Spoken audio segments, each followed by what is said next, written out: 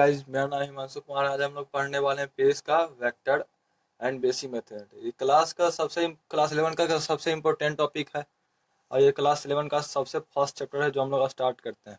जैसा होता है कि आज हम लोग क्लास 10 से क्लास 11 में जाते हैं, तो अभी तो जैसे लॉकडाउन का सीजन चल रहा है कोरोना के कारण, तो अभी तो आप लोग का स्कूल भी बंद होगा।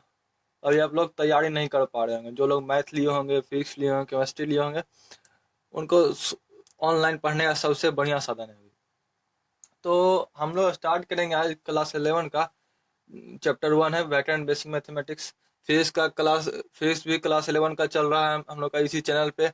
मोल कंसेप्ट खत्म हो गया है, पीरियोडिक टेबल शुरू है, और उसके बाद फिर मैथ का ही set and basic relation function चल रहा है हम लोग इस चैनल पे। तो आप लोग देखना चाहते हैं तो आप लोग वीडियो के बाद, इस वीडियो के बाद जाके उसमें देख सकते हैं।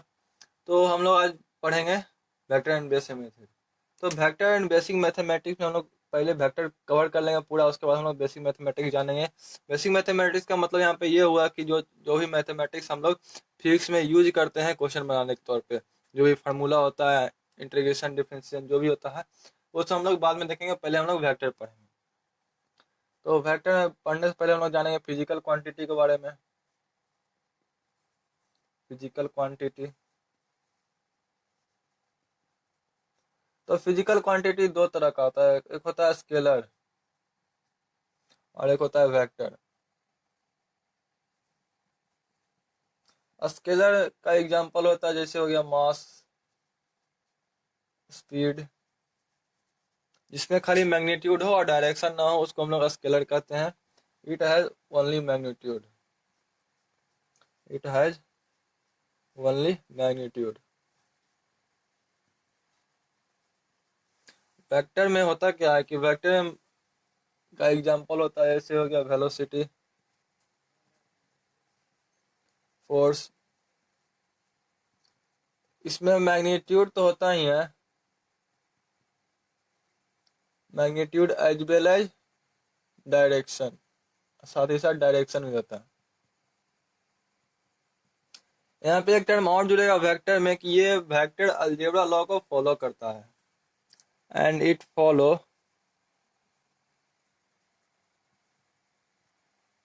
Vector algebra law.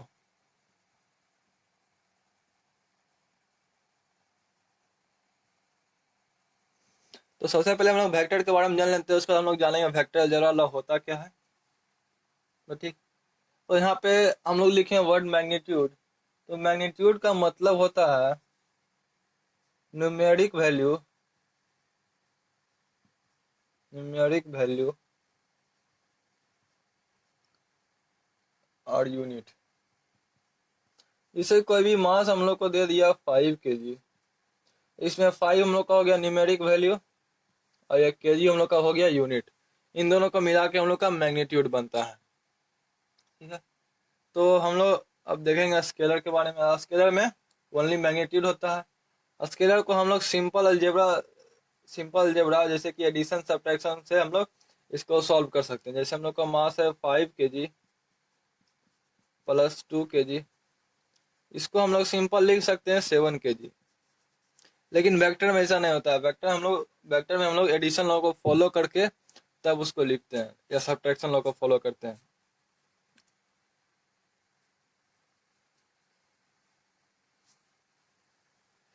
तो हेडिंग डाल लीजिए आप लोग वेक्टर। तो पहला है हम लोग का वेक्टर। वेक्टर में होता है क्या, it has magnitude as well as direction and it follow vector algebra.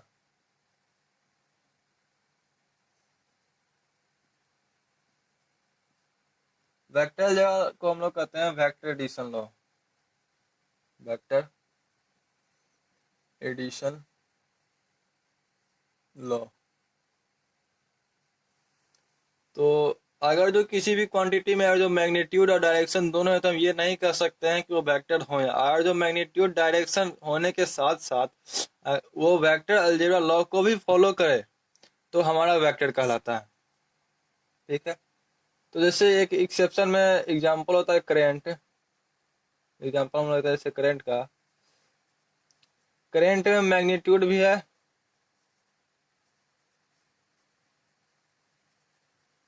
इसमें डायरेक्शन भी होता है। 5 एम्पियर 4 एम्पियर मैग्नीट्यूड हो गया, डायरेक्शन हम लोग का हो गया फॉरवर्ड बैकवर्ड डायरेक्शन हो गया। लेकिन ये वेक्टर अलजेब्रा लॉ को फॉलो नहीं करता है। वेक्टर अलजेब्रा को फॉलो नहीं करता, इसलिए हम लोग का वेक्टर नहीं कहलाएगा। इसमें तो मैग्नीट्यूड भी है डायरेक्शन भी है, लेकिन ये वेक्टर अलजेब्रा लॉ को फॉलो नहीं करता है, इसलिए मैग्नीट्यूड नहीं कहलाएगा। इसका एग्जांपल होता है वेलोसिटी, ये वेक्टर अलजेब्रा लॉ को फॉलो करता है। फोर्स, तो ये था हम लोग का वेक्टर। अब हम लोग इसमें देखेंगे वेक्टर को लिखते कैसे हैं, नोटेशन ऑफ वेक्टर।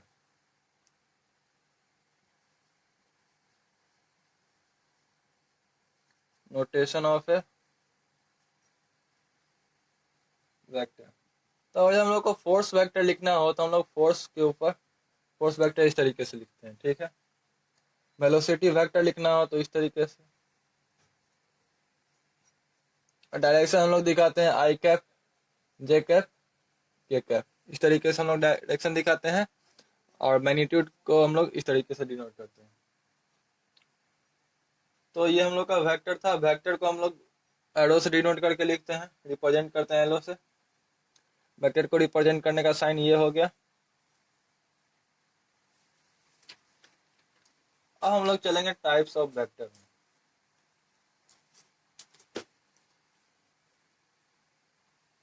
वेक्टर हम लोग अब टाइप्स देखेंगे, तो हेडिंग डालिए टाइप्स ऑफ वेक्टर। इसमें सबसे पहले हम लोग देखेंगे इक्वल वेक्टर। इक्वल वेक्टर में होता क्या है, मैग्नीट्यूड और डायरेक्शन अगर जो सेम रहा तो हम लोग का इक्वल वेक्टर कहलाता है। इसका डिफिनेशन हो जाएगा सेम मैग्नीट्यूड और सेम डायरेक्शन।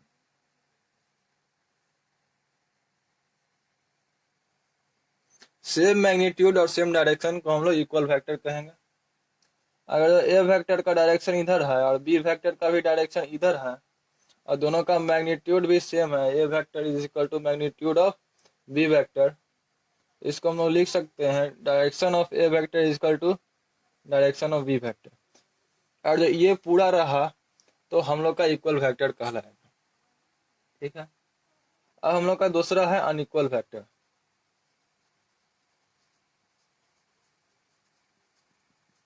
तो अनइक्वल वेक्टर में आइदर मैग्नीट्यूड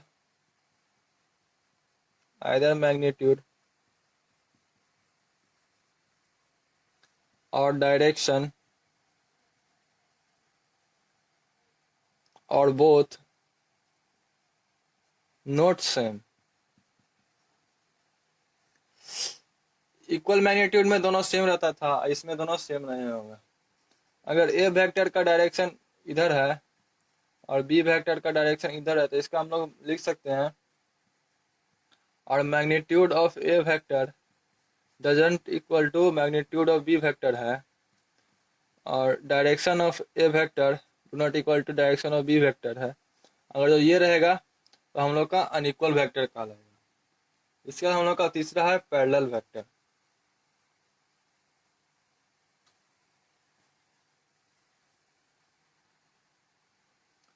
थर्ड है पैरेलल वेक्टर।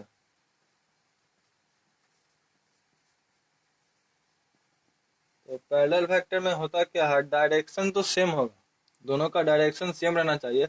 मैग्नीट्यूड कुछ भी हो उससे हमको कोई अंतर नहीं पड़ता है। तो direction should be same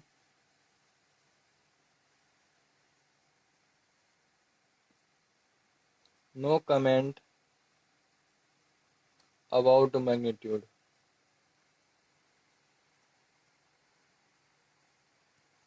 magnitude different हो तो भी चलेगा लेकिन डायरेक्शन सेम होना चाहिए, तो हमारा पैरेलल वेक्टर कहलाएगा। यहाँ से लिख सकते हैं हम लोग पैरेलल वेक्टर में all equal vector are parallel vector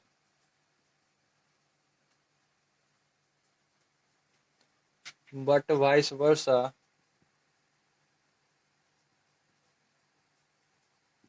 is not always।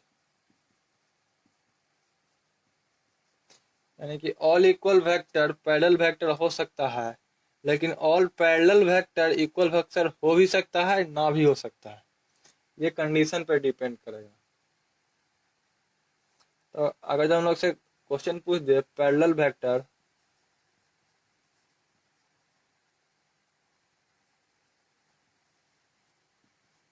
में बी ए इक्वल वेक्टर,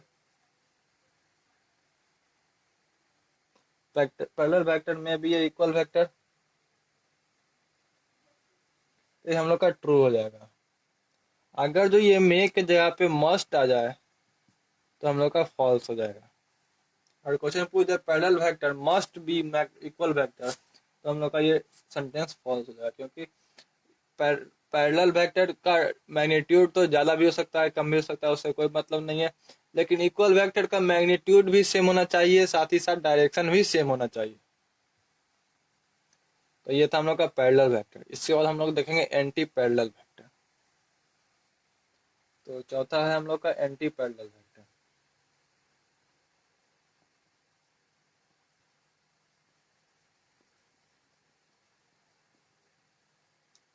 इसमें डायरेक्शन डिफरेंट रहना चाहिए, direction should not be same, direction should not be same.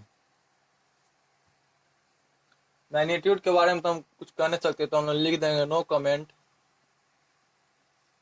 About magnitude.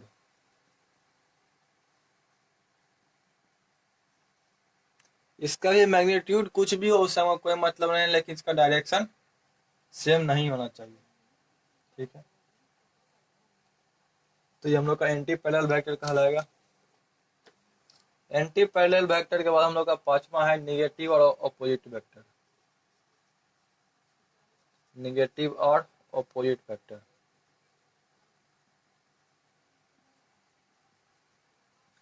तो इसमें होता क्या है, मैग्नीट्यूड हमेशा सेम होना चाहिए लेकिन डायरेक्शन हमेशा डिफरेंट होना चाहिए। तो मैग्नीट्यूड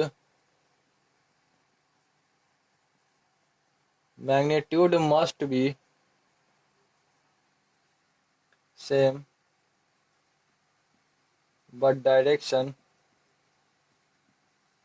always different।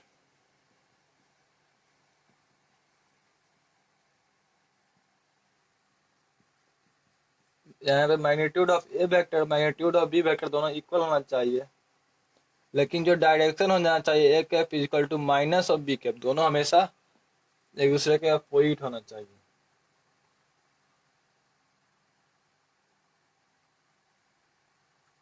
इसके बाद हम लोग का छठा कोप्लेनर वेक्टर। जैसे कि हम लोग निगेटिव वेक्टर को एंटी पैरेलल वेक्टर कह सकते हैं, लेकिन एंटी पैरेलल वेक्टर को हम लोग निगेटिव वेक्टर नहीं कह सकते हैं। छठा टाइप है हम लोग का coplanar vector, coplanar and non coplanar.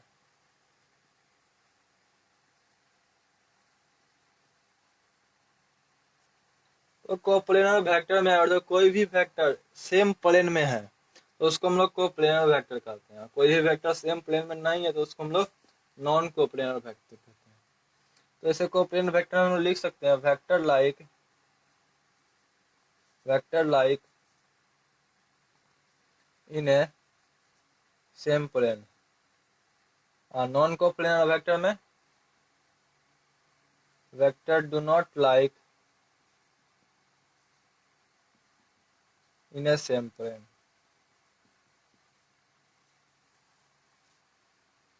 दो वेक्टर हमेशा कोप्लेनर वेक्टर हो सकता है लेकिन एटलीस्ट थ्री वेक्टर जो है तो वो नॉन कोप्लेनरिटी बताता है हम लोग को। ठीक है, तो ये था हम लोग का कोप्लेनर और नॉन कोप्लेनर। इसका हम लोग का लास्ट है नल वेक्टर और जीरो वेक्टर। नल वेक्टर और जीरो वेक्टर। तो नल वेक्टर में होता क्या है कि मैग्नीट्यूड इसका हमेशा जीरो रहता है और डायरेक्शन नॉट डिफाइन होता है। तो इसमें लिख सकते हैं magnitude always zero and direction not defined. यानी कि मैग्नीट्यूड हमेशा जीरो रहना चाहिए और डायरेक्शन इसका डिफाइन नहीं होता है। तो ये था हम लोग का टाइप्स ऑफ वेक्टर 7 तरह का होता है। सबसे पहले हम लोग देखे थे इक्वल वेक्टर जिसमें सेम मैग्नीट्यूड और सेम डायरेक्शन हो। उसका हम लोग देखे अनइक्वल वेक्टर जिसका मैग्नीट्यूड और डायरेक्शन दोनों अलग अलग हो। उसका हम लोग देखे पैरेलल वेक्टर। पैरेलल वेक्टर में डायरेक्शन हमेशा सेम होना चाहिए। मैग्नीट्यूड के बारे में हम लोग कुछ कह नहीं सकते हैं, ज़्यादा भी हो सकता है, कम भी हो सकता है, इक्वल भी हो सकता है। और उसके बाद उसका हम देखे कि जो पैरेलल वेक्टर इक्वल वेक्टर कह सकते हैं, लेकिन इक्वल वेक्टर को हम लोग पैरेलल वेक्टर कह सकते हैं, लेकिन पैरेलल वेक्टर को इक्वल वेक्टर कह भी सकते हैं, ना भी कह सकते हैं। ये कंडीशन पे डिपेंड करता है। तो इसलिए हम लोग एक क्वेश्चन भी किए थे पैरेलल वेक्टर में भी ये इक्वल वेक्टर, तो हम लोग का सेंटेंस ट्रू था। उसका हम लोग देखे पैरेलल वेक्टर मस्ट भी ये इक्वल वेक्टर, ये हम लोग का सेंटेंस गलत था। उसका एंटी पैरेलल वेक्टर पढ़े। एंटी पैरेलल वेक्टर में हम लोग का डायरेक्शन हमेशा डिफरेंट होता। Direction should be different, direction हमेशा डिफरेंट होगा। मैग्नीट्यूड के बारे में हम कोई चर्चा नहीं करेंगे। इसका हम लोग देखें निगेटिव वेक्टर और अपोजिट वेक्टर। निगेटिव वेक्टर और अपोजिट वेक्टर में मैग्नीट्यूड हमेशा सेम रहना चाहिए, लेकिन हमेशा डायरेक्शन अपोजिट रहना चाहिए एक दूसरे के।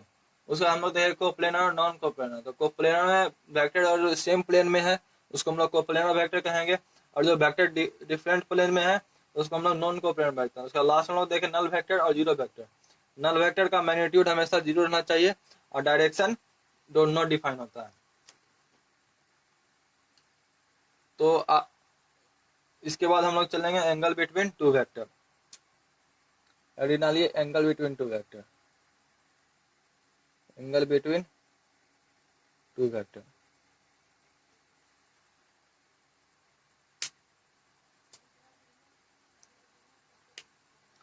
तो वेक्टर का हम लोग जब एंगल लेते हैं तो हम लोग सबसे छोटा स्मॉलर एंगल हमेशा लेते हैं। जैसे ये ए वेक्टर है और ये बी वेक्टर है, इसका जो सबसे छोटा एंगल होगा ये हो गया थीटा, ये हो गया 360 माइनस थीटा। ठीक है, इसमें स्मॉलर एंगल जो होगा ए और बी का वो हम लोग लेंगे smaller angle between A vector and B vector.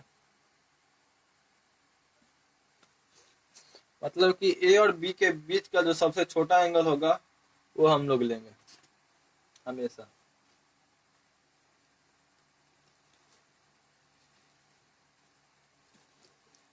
अब हम लोग चलेंगे वेक्टर एडिशन लॉ पे। तो वेक्टर एडिशन लॉ में हम लोग दो तरह का लॉ पढ़ते हैं, एक ट्रायंगल लॉ, दूसरा पैरेललोग्राम लॉ। तो ट्रायंगल लॉ हम लोग सबसे पहले पढ़ेंगे, उसका हम लोग पढ़ेंगे पैरेललोग्राम लॉ। तो सबसे फर्स्ट है ट्रायंगल लॉ। ट्रायंगल लॉ, तो ट्रायंगल लॉ हम लोग कहते हैं resultant vector is equal to A vector plus B vector. ठीक है, अगर जो कोई ये वेक्टर ए है और कोई वेक्टर बी है, हम लोग जब इनिशियल पॉइंट से जब फाइनल पॉइंट को मिलाते हैं तो हम लोग का ये आर वेक्टर बनता है। इसी को हम लोग लिखते हैं vector A plus vector B. तो हम लोग इसका निकालेंगे कैसे, तो हम लोग इसको एक्सटेंड करके 90 डिग्री बना लेंगे। ठीक है, पहले तो इधर का जो कंपोनेंट टूटेगा वो हम लोग का आएगा बी कॉस थीटा, और ये ऊपर का जो कंपोनेंट टूटेगा वो हम लोग का आएगा बी साइन थीटा। ये आप लोग 10 में पढ़ेंगे कंपोनेंट तोड़ने वाला। तो बी कॉस थीटा और बी साइन थीटा टूट गया। ठीक है। तो हम लोग जब पाइथागोरस थ्योरम लगाएंगे, R square is equal to A plus B cos theta का whole square plus B sine theta का होल स्क्वायर। ठीक है। तो यहां से हम लोग का आ जाएगा A square plus B square cos square theta plus 2a B cos theta plus B square sine square theta. ठीक है। तो अगर जो हम लोग बी कॉस स्क्वायर थीटा और बी साइन स्क्वायर थीटा में बी स्क्वायर को कॉमन लेके cos square theta plus sine square theta करते हैं, तो ये cos square theta plus sine square theta 1 होता है। तो हम लोग का यहाँ से आ गया A square plus B square cos square theta plus sine square theta तो 1 हो गया, और plus 2a B cos theta. ठीक है। ये हम लोग का आ गया आर स्क्वायर। तो ये जो यहाँ पे आया R is equal to root under A plus B का होल स्क्वायर, ये हम लोग का आ गया रिजल्टेंट। ठीक है। इसी को हम लोग लिखते हैं R is equal to A plus B. ये तो हम लोग का रिजल्टेंट आ गया, रिजल्टेंट वेक्टर। अब हम लोग को बोल दे डायरेक्शन निकालने की, तो डायरेक्शन कैसे निकालेंगे? तो यहाँ देखिए डायरेक्शन हम निकालते हैं टेन अल्फा से। तो टेन अल्फा इक्वल टू हो जाएगा, जैसे यहाँ पे एंगल ये थीटा है, तो यहाँ से टेन थीटा हो जाएगा हम लोग का B sine theta divided by A plus B cos theta. इससे हम लोग डायरेक्शन निकाल लेंगे। तो हम लोग यहाँ से रिजल्टेंट निकाल सकते हैं ट्रायंगलों से, और डायरेक्शन भी निकाल सकते हैं। और जब दो वेक्टर दिया हो रहेगा हम लोग को, तो उसको हम लोग डिस्प्लेस करके ट्रायंगल वेक्टर ट्रायंगल लॉ हम लोग लगा के उसका रिजल्टेंट भी निकाल लेंगे, डायरेक्शन भी निकाल लेंगे। ये तो हम लोग का हो गया मैथमेटिकली। हम लोग इसको थोड़ा थ्योरेटिकली भी देख लेते हैं।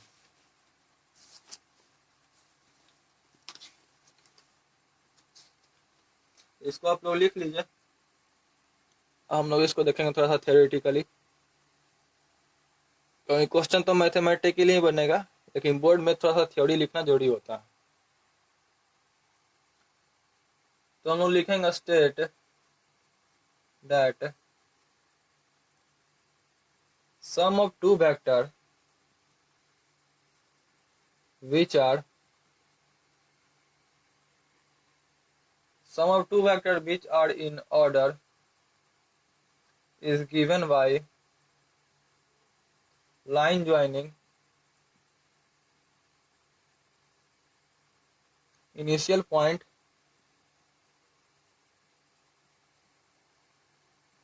to final point of these two vector,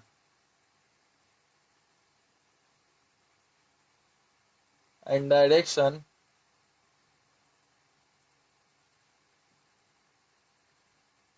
will be toward the final point. तो sum of two vector which are in order, तो दो वेक्टर ऑर्डर में है तो उसका सम हम लोग लाइन से, कोई वेक्टर ए है ए वेक्टर और ये ऑर्डर में है बी वेक्टर, तो इन दोनों का सम हम लोग जब इनिशियल पॉइंट से फाइनल पॉइंट जो लाइन ज्वाइनिंग करते हैं, वो हम लोग का जो रिजल्टेंट वेक्टर आता है वो हम लोग का सम ऑफ टू वेक्टर के बराबर होता है। ठीक है। तो ये था हम लोग का ट्रायंगल लॉ। तो ट्रायंगल लॉ में ये हम लोग का रिजल्टेंट वेक्टर ये हो गया। अब इसके बाद है हम लोग का, जैसे कि हम लोग इसमें थोड़ा सा कुछ कुछ एंगल भी जान लेते हैं, तो इसको आप लोग लिख लीजिएगा।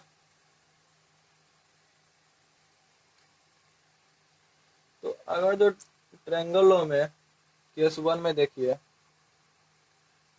थीटा जो है थीटा इज 0, और जो 0 डिग्री पे निकालते हैं तो दोनों एक ही प्लेन में रहेगा।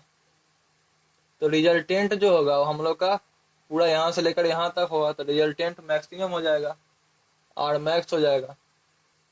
तो थीटा अगर जो 0 है यानी अल्फा 0, तो डायरेक्शन से एक ही सेम प्लेन में होगा तो हम लोग का जो रिजल्टेंट आएगा वो मैक्सिमम आएगा। और केस 2 में हम लोग लेते हैं थीटा इज 90 डिग्री। अगर थीटा 90 डिग्री पे है, अगर थीटा 90 डिग्री पे है तो हम लोग का जो रिजल्टेंट आएगा वो r is equal to root under A square plus B square से आ जाएगा पाइथागोरस थ्योरम से। और यहाँ पे a इजिकल टू बी होगा, थीटा 90 होगा, तो अल्फा जो हम लोग का होगा वो 45 डिग्री पे होगा और हम लोग का रिजल्टेंट आएगा √2a। अगर if a is equal to B and theta is equal to 90 degree, a is equal to B है और थीटा 90 डिग्री है, यानी कि थीटा 90 डिग्री है, a vector is equal to B vector है, तो यहाँ पर हम लोग का जो रिजल्टेंट आता है वो आता है हमेशा √2a। और यहाँ से हम लोग का अल्फा यानी कि 10 अल्फा जो हम लोग का एंगल जो आएगा डायरेक्शन वो 45 डिग्री पे आएगा हमेशा। ये दो केस देख लिए। केस 3 जो है थर्ड केस में अगर थीटा 180 डिग्री पे, 0 डिग्री पे था तो मैक्सिमम होगा, 180 डिग्री पे होगा तो हम लोग का जो दोनों वेक्टर होगा वो एक दूसरे के अपोजिट डायरेक्शन में होगा। तो यहाँ पर से हम लोग का रिजल्टेंट जो निकलेगा वो vector a minus vector b निकलेगा। a वेक्टर हमेशा b से बड़ा होगा, अल्फा 0 होगा। अगर जो b वेक्टर बड़ा होगा तो अल्फा 180 डिग्री होगा। ठीक है, तो ये था हम लोग का पूरा ट्रायंगल लॉ। हम लोग पैरेललोग्राम लॉ नेक्स्ट लेक्चर में करेंगे। पैरेललोग्राम लॉ करेंगे, उसके बाद हम लोग दोनों पे क्वेश्चन भी करेंगे। उसका हम लोग रिजोल्यूशन ऑफ वेक्टर देखें, उसका हम लोग वेक्टर खत्म हो जाएगा। नेक्स्ट लेक्चर में मिलते हैं। तो चैनल को लाइक कर दीजिएगा, चैनल को सब्सक्राइब कर लीजिएगा, वीडियो को लाइक कर दीजिएगा, बेल आइकन पे क्लिक कर दीजिएगा ताकि अगला वीडियो डाले तो मिल सके। हाँ, और केमिस्ट्री का ही वीडियो इस पे डाला हुआ है, इसी चैनल पे मोल कंसेप्ट का डाला हुआ है, पीरियोडिक टेबल डाला हुआ है, पीरियोडिक टेबल का वीडियो डाला हुआ है और सेट थ्योरी का वीडियो डाला हुआ है। तो आप लोग जाके देख सकते हैं इस चैनल पे।